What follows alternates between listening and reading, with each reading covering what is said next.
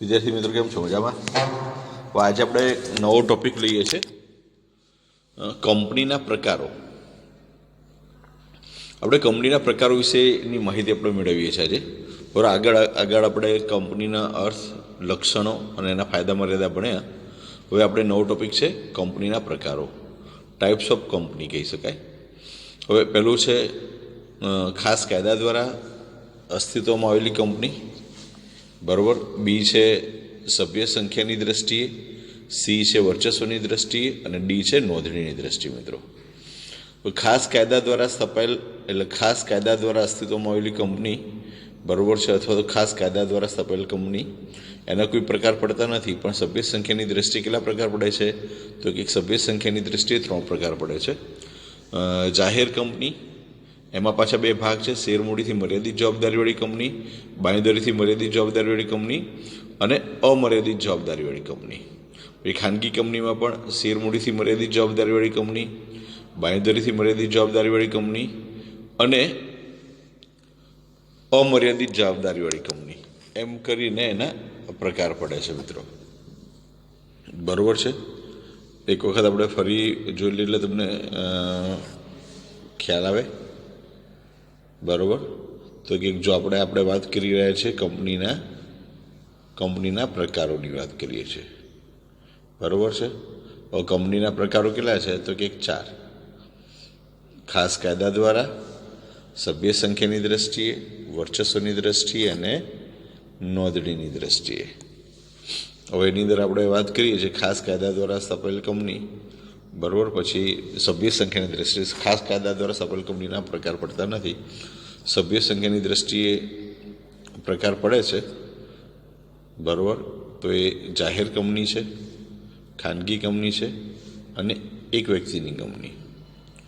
જાહેર કંપનીના પાછા 3 પ્રકાર પડે છે: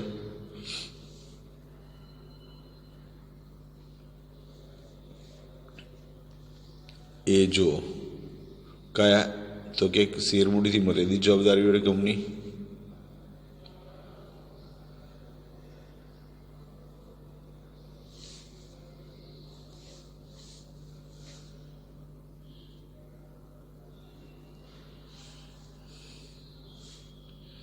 બરાબર, શેરમૂડીથી મર્યાદિત જવાબદારીવાળી કંપની, પછી બાંયધરીથી મર્યાદિત જવાબદારીવાળી કંપની અને અમર્યાદિત જવાબદારીવાળી કંપની. મિત્રો, આ 3 પ્રકાર પડે છે.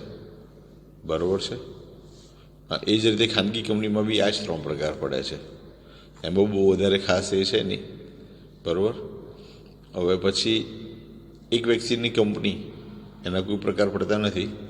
પછી વાત કરીએ વર્ચસ્વની દ્રષ્ટિએ સરકારી કંપની, શાસક કંપની અને ગૌણ કંપની. બરાબર. અને નોંધણીની દ્રષ્ટિએ ભારતીય કંપની અને વિદેશી કંપની. મિત્રો, આ બધા જ આપણે એક પ્રકારો આપણે સમજીએ.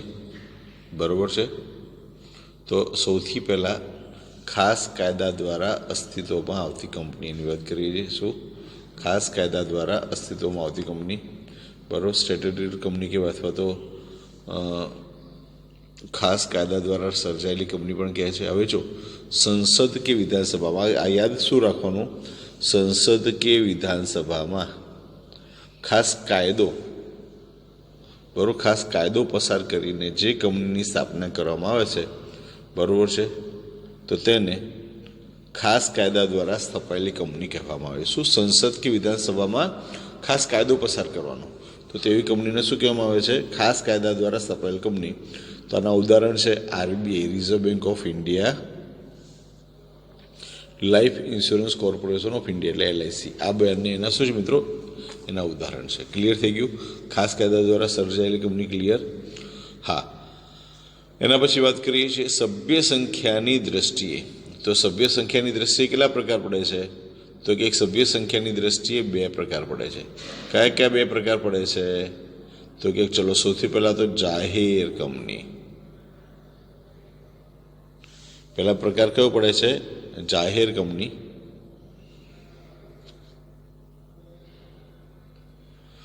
હા, તો જાહેર કંપની એટલે શું?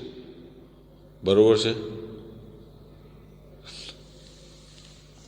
હવે કંપની ધારા અનુસાર એવું કહેવાય છે કે જે કંપની જે ખાનગી નથી તે જાહેર કંપની. બરોબર છે. શું? કંપની ધારા એટલે કંપની ધારા અનુસાર શું કે જે કંપની ખાનગી નથી તે જાહેર કંપની. શું? જે કંપની ખાનગી નથી તે જાહેર કંપની. ક્લિયર? ખબર પડી ગઈ? જે કંપની ખાનગી નથી તે જાહેર કંપની. બરાબર? હા. હવે એની અંદર શું હોય તો કે જેમાં ઓછામાં ઓછા કેટલા સભ્યો હોય તો કે ઓછામાં ઓછા 7 સભ્યો હોવા જરૂરી છે. બરોબર?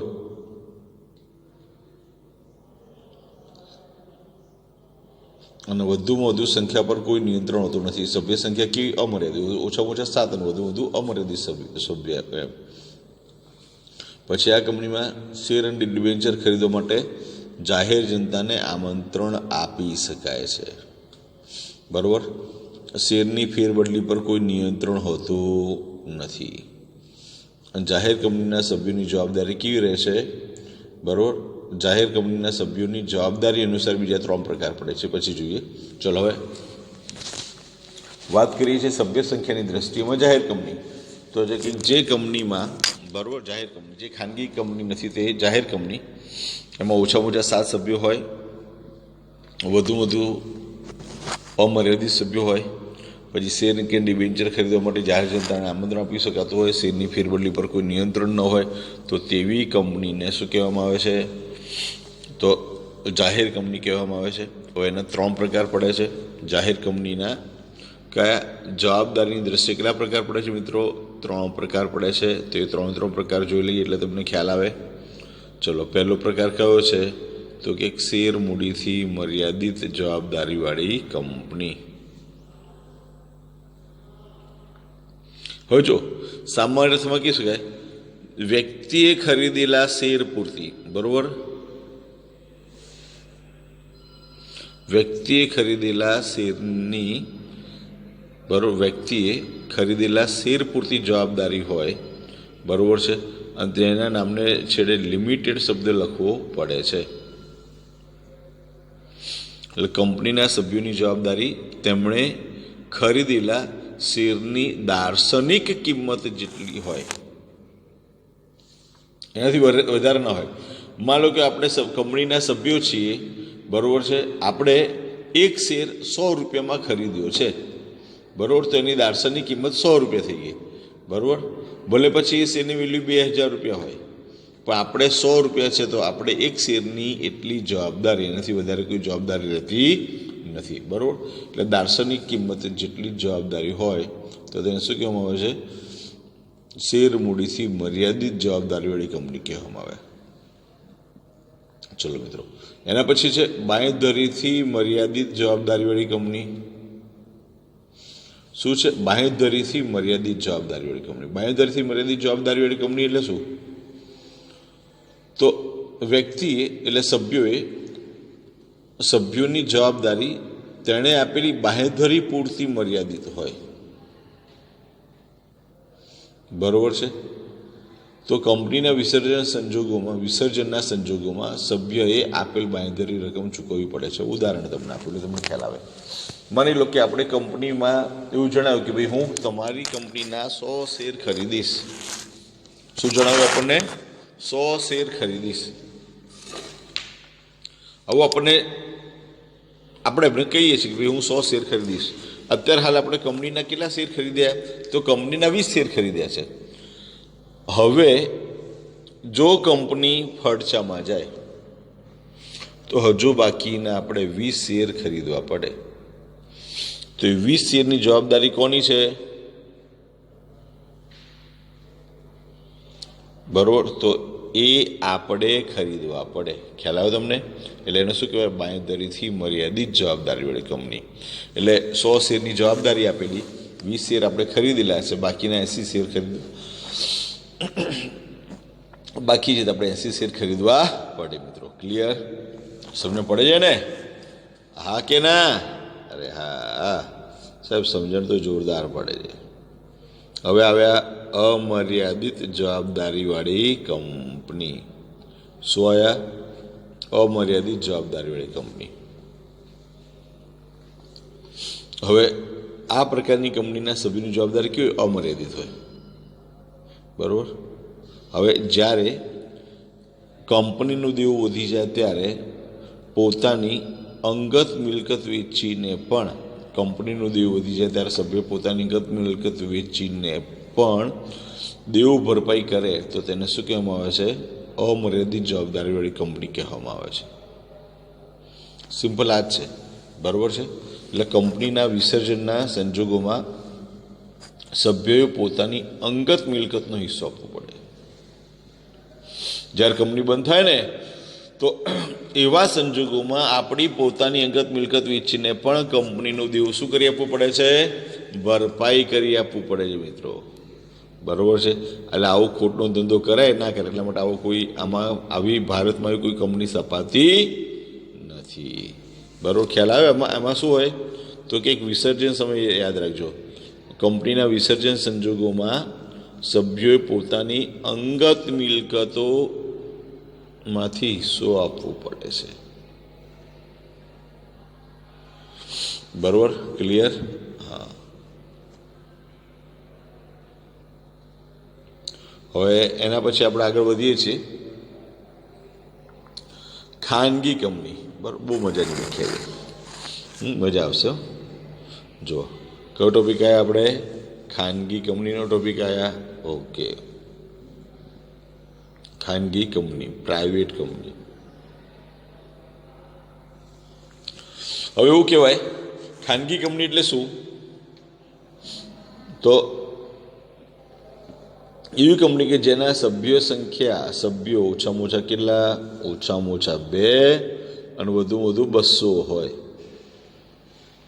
સભ્યો કેટલા? ઓછામાં ઓછા 2 અને વધુમાં વધુ 200 હોય, બરાબર. પછી શેરની ફેરબદલી પર નિયંત્રણ હોય. શેરની ફેરબદલી પર શું હોય? નિયંત્રણ હોય. ઓકે.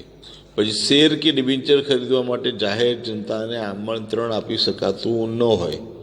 શેર કે ડિબેન્ચર ખરીદવા માટે જાહેર જનતાને શું? આમંત્રણ આપી શકાતું ન હોય, બરાબર છે, બરાબર. તો તેવી કંપનીને ખાનગી કંપની કહેવામાં આવે છે. ફરી આ યાદ રાખજો, જે કંપનીમાં ઓછામાં ઓછા 2 અને વધુમાં વધુ 200 સભ્યો હોય, કંપનીના શેરની ફેરબદલી પર નિયંત્રણ હોય, જાહેર જનતાને શેર કે ડિબેન્ચર ખરીદવા આમંત્રણ આપી શકાતું ન હોય, બરાબર. જેના નામને છેડે પ્રાઇવેટ લિમિટેડ શબ્દ લખાતો હોય તો તેવી કંપનીને ખાનગી કંપની કે પ્રાઇવેટ લિમિટેડ કંપની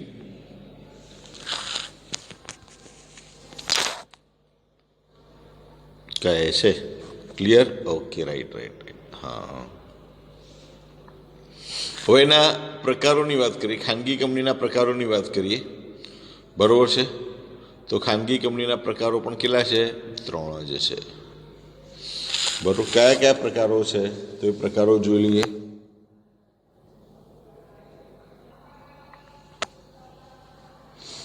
જો એમાં પહેલો પ્રકાર છે મર્યાદિત જવાબદારીવાળી કંપની, બરાબર છે. મર્યાદિત જવાબદારીવાળી કંપની એટલે શું? તો કે વ્યક્તિએ ખરીદેલા શેર પૂરતી જવાબદારી, શું? તેમને ખરીદેલા શેર પૂરતી જવાબદારી હોય, બરાબર છે. એટલે ખરીદેલા શેર પૂરતી જ જવાબદારી હોય તો તેને શું કહેવામાં આવે છે? મર્યાદિત જવાબદારીવાળી કંપની કહેવામાં આવે છે. તેના નામને છેડે શું લખેલું હોય મિત્રો? પ્રાઇવેટ લિમિટેડ શબ્દ લખેલું. જો આગળ જે જાહેર કંપનીનું ભણ્યા ને એની જેમ જ કે વ્યક્તિ ખરીદેલા શેર પૂરતી જવાબદારી હોય, તેના નામને છેડે પહેલાં એમાં જાહેર કંપનીમાં લિમિટેડ શબ્દ હોય, આમાં પ્રાઇવેટ લિમિટેડ શબ્દ હોય, બરાબર. ક્લિયર થઈ ગઈ વસ્તુ? આ બહુ સરળ છે, એકદમ ઇઝી છે. હવે એના પછી વાત કરીએ છીએ બાંયધરીથી મર્યાદિત જવાબદારીવાળી કંપની, બરાબર. ત્રીજો ટોપિક એટલે એનો બીજો પ્રકાર આવે બાંયધરીથી મર્યાદિત જવાબદારીવાળી કંપની, એનો બીજો ટોપિક છે. ઓકે, હા. અહીંયા આગળ શું? વ્યક્તિએ જેટલા પ્રમાણમાં બાંયધરી આપી હોય તેટલા શેર ખરીદવા માટેની જવાબદારી હોય તો તેને બાંયધરીથી મર્યાદિત જવાબદારીવાળી કંપની કહેવામાં આવે. ઉદાહરણ તરીકે ફરી એનું જ ઉદાહરણ લઉં છું કે ભાઈ આપણે આ એક કંપની છે, કંપનીના 500 શેર ખરીદવા માટે આપણે બાંયધરી આપી છે કે ભાઈ હું તમારી કંપનીના 500 શેર ખરીદીશ. હવે આપણે 300 શેર ખરીદ્યા છે મિત્રો, અને કંપની બંધ થઈ રહી છે, તો તેવા સંજોગોમાં બીજા 200 શેર આપણે ખરીદવા પડે, તો એને શું કહેવાય? બાંયધરીથી મર્યાદિત જવાબદારીવાળી કંપની કહેવાય મિત્રો. બરાબર છે? તો એમાં બાંયધરીની રકમ શું છે? બાંયધરીની રકમ પૂરતી જ મર્યાદિત હોય છે. બરાબર છે? એમાં આપણા અને એના નામની છેડે શું હોય?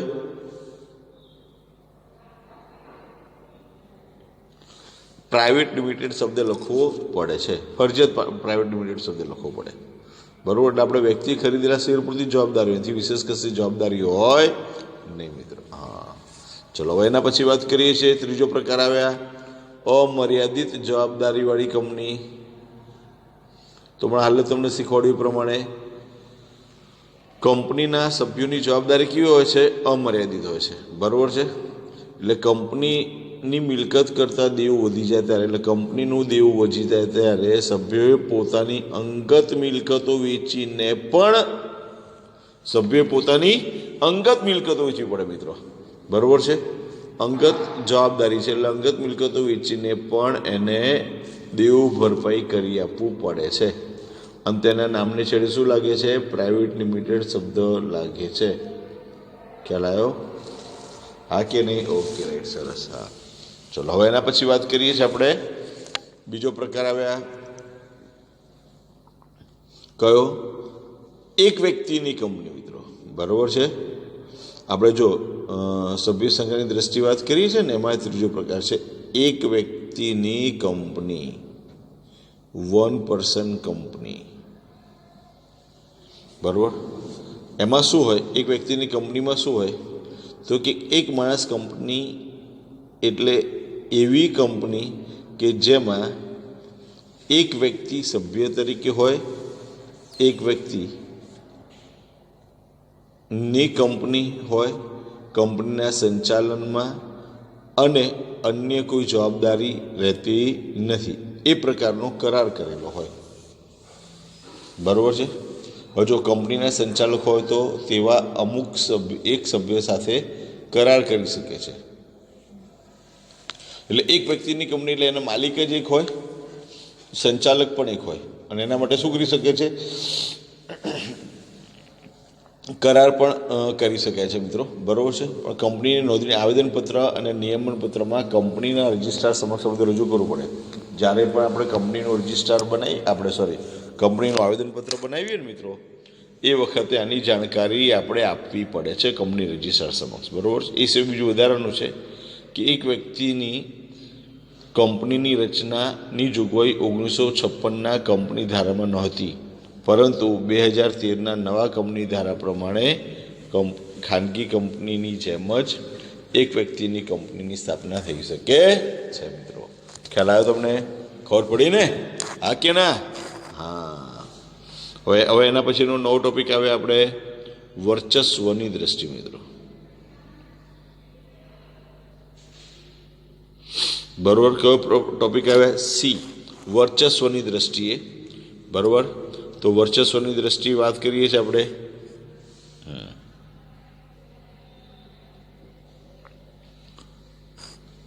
View point of dimension. બરાબર? વર્ચસ્વની દ્રષ્ટિએ. ચલો, વર્ચસ્વની દ્રષ્ટિએ કેટલા પ્રકાર પડે છે મિત્રો? તો કે વર્ચસ્વની દ્રષ્ટિએ 3 પ્રકાર પડે છે. કયા કયા? તો પહેલો પ્રકાર છે સરકારી કંપની, શાસક કંપની, ગૌણ કંપની. બરાબર છે?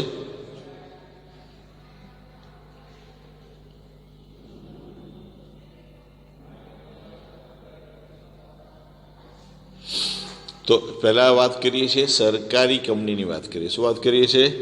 સરકારી કંપનીની વાત કરીએ. જો આપણે એમાં કયો ટોપિક ભણીએ છીએ તો જોઈ લેજો ફરી એક વખત, તમને ખ્યાલ આવે. વર્ચસ્વની દ્રષ્ટિએ એની અંદર આપણે ભણીએ છીએ સરકારી કંપની, ગવર્મેન્ટ કંપની વાત કરીએ છીએ. બરાબર? હવે અહીંયા યાદ રાખજો. ચલો, જે કંપનીની ભરપાઈ થયેલી મૂડીમાં ઓછામાં ઓછા 51% મૂડી કોની હોય? તો કે જો જે કંપનીની ભરપાઈ થયેલી મૂડી, યાદ રાખજો, ઓછામાં ઓછી 51% મૂડી. બરાબર? કેટલા ટકા? ઓછામાં ઓછી 51% મૂડી. બરાબર, ઓછામાં ઓછી 51% મૂડી, તો કે કેન્દ્ર સરકાર, રાજ્ય સરકાર, એક કે તેથી વધુ રાજ્ય સરકાર, રાજ્ય સરકાર અને કેન્દ્ર સરકાર, કે બે કે તેથી વધુ રાજ્ય સરકારોની હોય તો તેવી કંપનીને સરકારી કંપની કહેવામાં આવે છે. ફરી ઉદાહરણ આપો એટલે તમને ખ્યાલ આવે. જો જે કંપનીમાં 51% શેર, કેટલા 51% શેર, બરાબર, એટલે ઓછામાં ઓછા 51% શેર કોના છે? તો કે કેન્દ્ર સરકારની હોય, અથવા રાજ્ય સરકારની હોય, અથવા બે કે તેથી વધુ રાજ્ય સરકારોની હોય. બરાબર છે. પછી કેન્દ્ર સરકાર અને રાજ્ય સરકારની હોય તો તેવી કંપનીને સરકારી કંપની કહેવામાં આવે છે મિત્રો. બરાબર છે. એના ઉદાહરણ લઈએ તો કે જો એનું ઉદાહરણ કયું છે તો કે Ashoka hotels limited, Bharat heavy electricals, બરાબર, અને મહાનગર ટેલિકોમ નિગમ MTNL, મહાનગર ટેલિકોમ નિગમ લિમિટેડ. આ કઈ કંપની કહેવાય? સરકારી કંપની. ક્લિયર? પાકું? ચલો, એ સિવાય છે બેલ. એ તો ખબર છે ને, ભારત હેવી ઇલેક્ટ્રિકલ્સ લિમિટેડ. આપણે તેના ઉદાહરણો યાદ રાખજો મિત્રો. બરાબર, આ ખાસ યાદ રાખજો. બીજું કશું યાદ નહીં રાખો ચાલશે. આના ફૂલ ફોર્મને યાદ રાખજો. બરાબર, તો આપણને ખ્યાલ આવે, બાકી ખ્યાલ આવે નહીં. એ ખાસ યાદ રાખજો. ઓકે, હવે જુઓ, આપણે સરકારી કંપની પૂરી કરી. હવે આપણે વાત કરીએ છીએ શાસક કંપની. કઈ કંપની આવે? આપણે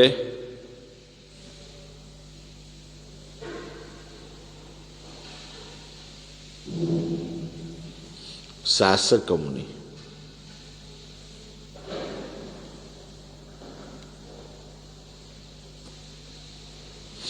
બરોબર, ક્લિયર ને? હા. શાસક કંપની એટલે શું? એક કંપની બીજી કંપનીના 50% કે તેથી વધુ શેર ધરાવતી હોય. શું? એક કંપની બીજી કંપનીના 50% કે તેથી વધુ શેર ધરાવતી હોય તો તેવી કંપનીને શું કહેવામાં આવે છે? શાસક કંપની કહેવામાં આવે છે. ફરી, એક કંપની બીજી કંપનીના 50% કે તેથી વધુ શેર ધરાવતી હોય તો તેવી કંપનીને શું કહેવામાં આવે છે? શાસક કંપની કહેવામાં આવે છે. બરોબર. હવે જો હવે આ શાસક કંપની છે ને, તો કંપનીના કંપનીના બહુમતી સંચાલકોની નિમણૂક અધિકાર ધરાવતી હોય તો તેને શાસક કંપની કહેવામાં આવે. પણ આટલું યાદ રાખો ને, જે કંપની બીજી કંપનીના 50% થી વધુ શેર ધરાવતી હોય તો તેવી કંપનીને શાસક કંપની કહેવામાં આવે. બસ પૂરું થઈ ગયું. એ બહુ વધારે ડિટેલમાં જવાની જરૂર નથી. ઉદાહરણ તરીકે માની લો કે રિલાયન્સ ઇન્ડસ્ટ્રીઝ અને જીઓ. બરોબર, જીઓ કોમ્યુનિકેશન છે ને, રિલાયન્સ જીઓ આપણે જેને કહીએ છીએ.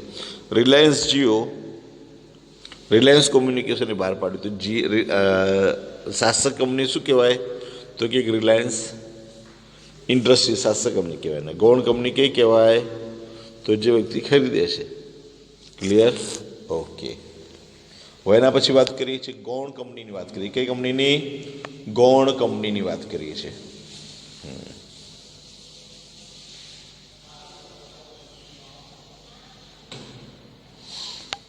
ચલો, ગૌણ કંપની એટલે શું? તો કે જે કંપનીના 50% થી વધુ શેર શાસક કંપની ધરાવતી હોય. 50% થી વધુ શેર કઈ ધરાવતી હોય? શાસક કંપની ધરાવતી હોય. બરોબર છે. પછી જે કંપનીના બહુમતી સંચાલકોની નિમણૂકનો અધિકાર શાસક કંપનીનો હોય. જો સંચાલકોની નિમણૂક કરવાનો અધિકાર પણ શાસક કંપનીનો હોય. બરોબર. જે કંપનીના 50% કે તેથી વધુ શેર અન્ય કંપની ધરાવતી હોય, બરોબર છે, અથવા શાસક કંપની ધરાવતી હોય તો તેવી કંપનીને ગૌણ કંપની, બરોબર, સબસિડરી કંપની કહેવામાં આવે છે. બરોબર. શાસક કંપનીને હોલ્ડિંગ કંપની કહેવામાં આવે. આ તમારા મગજ મારે એ હેતુથી આ તૈયાર કરી રહ્યા છીએ. બરોબર. ક્લિયર? સમજ પડી ગઈ? હા કે ના? હા સાહેબ, સમજણ તો જોરદાર પડે છે, મજા આવે છે. આવી મજા તમને ક્યારે આવી નથી. એવી તો મજા આવે છે. ઓકે, સરસ સરસ. હવે એના પછી વાત કરીએ છીએ નોંધણીના સ્થાનની દ્રષ્ટિએ. બરોબર છે. કયા વાત તેની વાત કરીએ? નોંધણીના સ્થાનની દ્રષ્ટિએ. ચલો હવે નોંધણીના સ્થાનની દ્રષ્ટિએ કેટલા પ્રકાર પડે, શું પ્રકાર પડે, તો એની વાત કરીએ આપણે. તો જો નોંધણીના સ્થાનની દ્રષ્ટિએ કેટલા પ્રકાર પડે, તો મિત્રો 2 પ્રકાર પડે છે, ભારતીય કંપની અને વિદેશી કંપની. નોંધણીની દ્રષ્ટિએ શું કહેવાય, from view point of the place of registration. આ યાદ રાખવાનું. 12માની એફઆઈની અંદર તમે ઇંગ્લિશ મીડિયમમાં જવા ને એટલા બધા શબ્દો તમને યાદ હોવા જોઈએ. હવે એની અંદર ચલો પહેલો પ્રકાર કયો છે આપણો, તો કે ભારતીય કંપની, ઇન્ડિયન કંપની.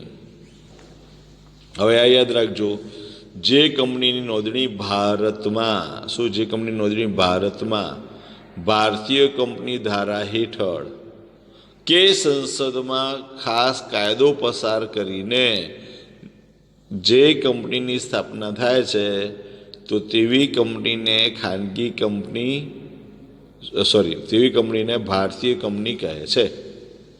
હવે આ કઈ હોય, તો કે 2 પ્રકારની, જાહેર કંપની પણ હોઈ શકે અને ખાનગી કંપની પણ હોઈ શકે, અને જોડે જોડે કદાચ સરકારી કંપની પણ હોઈ શકે છે. ચલો ફરી એક વખત, ભારતીય કંપની, તો કે જે કંપની ભારતીય કંપની ધારા હેઠળ, બરાબર, જે કંપની નોંધણી જો ભારતીય કંપની ધારા હેઠળ થઈ હોય, સંસદ કે વિધાનસભામાં ખાસ કાયદો પસાર કરીને થઈ હોય, તો તેવી કંપનીને શું કહેવામાં આવે છે, ભારતીય કંપની કહેવામાં આવે છે. ક્લિયર? તો આ જે ભારતીય કંપની છે ને, તો કે જાહેર કંપની, ખાનગી કંપની કે સરકારી કંપની હોઈ શકે. ભારતીય કંપની કેવી હોઈ શકે, તો કે ખાનગી કંપની હોઈ શકે, જાહેર કંપની પણ હોઈ શકે અને સરકારી કંપની પણ હોઈ શકે છે. બરાબર ને મિત્રો, ખ્યાલ આવ્યો ને? હા કે ના? ઓકે, હા, ખબર પડે, લગણું થઈ ગયું, સરસ. ચલો હવે એના પછી વાત કરીએ છીએ વિદેશી કંપની, એને ફોરેન કંપની પણ કહેવામાં આવે છે.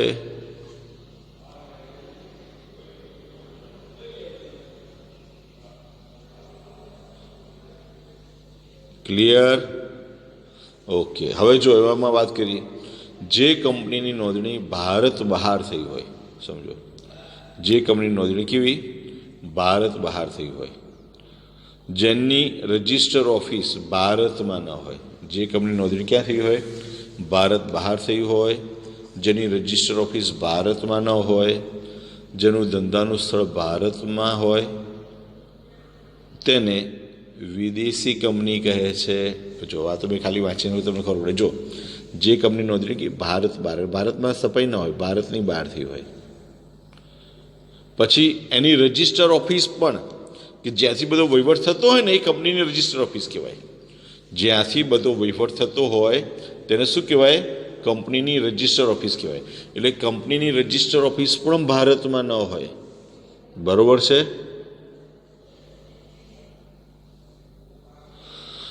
અને ધંધો છે ભારતમાં કરતી હોય, બરોબર છે, તો તેવી કંપનીને વિદેશી કંપની કહેવાય. હવે એનું ઉદાહરણ લઈએ. ચલો, કોકા કોલા નામ સાંભળ્યું છે ને? કોકા કોલા તો યાદ છે ને? Coca Cola company cold drink પીએ છે, હા કે નહીં? હા, કોકા કોલા કંપની છે. ચલો, એ ધંધો ક્યાં કરે છે, તો કે ભારતમાં, બરોબર છે, પણ નોંધણી ક્યાં થઈ છે, તો કે ભારત બહાર થઈ છે. ચલો, એનું રજિસ્ટર ઓફિસ ક્યાં છે, તો કે ભારત બહાર છે, એટલે વિદેશી કંપની કહેવામાં આવે. ચલો, પેપ્સી છે, એ પણ વિદેશી કંપની કહેવાય. આવી ઘણી બધી વિદેશી કંપનીઓ હોય છે, બરોબર. સોની છે, સેમસંગ છે, આ બધી વિદેશી કંપનીઓ છે. ક્લિયર? સમજ પડી ગઈ? પાક્કું હા કે નહીં? તો આપણે અહીંયા આગળ ABCD કરીને આપણે કંપનીના પ્રકારોની આપણે આખી સમજૂતી મેળવી. મિત્રો, જો આમાં તમને ક્યાંય કંઈ ડાઉટફુલ લાગતા હોય ને, તો તમે મને કહી શકો છો. સમજણ ન પડી હોય તો બી મને જણાવી શકો છો. ખાસ બહુ મહત્વનો ટોપિક છે, કારણ કે આ ટોપિક ભવિષ્યમાં તમારે આવવાનો જ છે. બરાબર? ક્લિયર? પડી ગઈ સમજણ? જો સરકારી કંપની બની ગયા, શાસક કંપની બની ગયા, ગૌણ કંપની બની ગયા, નોંધણીની દ્રષ્ટિએ ભારતીય કંપની, વિદેશી કંપની બની ગયા. બરાબર? આટલા ટોપિક આપણે પૂરા કરેલા છે મિત્રો. બરાબર? હવે જો, હા, તમારે હવે આ શું કામ કરવાનું છે, તો કે તમારે તમારા ચોપડાની અંદર આખો આ ચાર્ટ દોરવાનો છે. કંપનીના પ્રકારોનો આખો ચાર્ટ દોરવાનો છે. અને ચાર્ટ દોરીને 1 by 1 એ છે, ચાર્ટ દોરી કાઢ્યો પછી એ ખાસ કાયદા દ્વારા સર્જાયેલ કંપની, તો એનું ડિટેલ લખવાની. સભ્ય સંખ્યાની દ્રષ્ટિએ એનું ડિટેલ લખવાની. બરાબર. પછી વર્ચસ્વની દ્રષ્ટિએ, નોંધણીની દ્રષ્ટિએ ભાગ પાડી અને એની ડિટેલ તમારે લખવાની, અને એક આખું આપણું પ્રોજેક્ટ કાર્ય થઈ જાય, બહુ સરસ મજાનું થઈ જાય. અને આના ડિટેલ સાથે તમારે તૈયાર કરવાના, એના અર્થ પણ મોટે કરવાના છે મિત્રો. બરાબર છે. તો આપણે આ લેક્ચરમાં આટલું જ રાખીએ છીએ. ફરી પાછું મળીશું નેક્સ્ટ લેક્ચરમાં આપણે. Okay, bye bye. અને હા, ટેક કેર. બરાબર. આ ખાસ ધ્યાન રાખજો, હેલ્થ સાચવજો તમારી.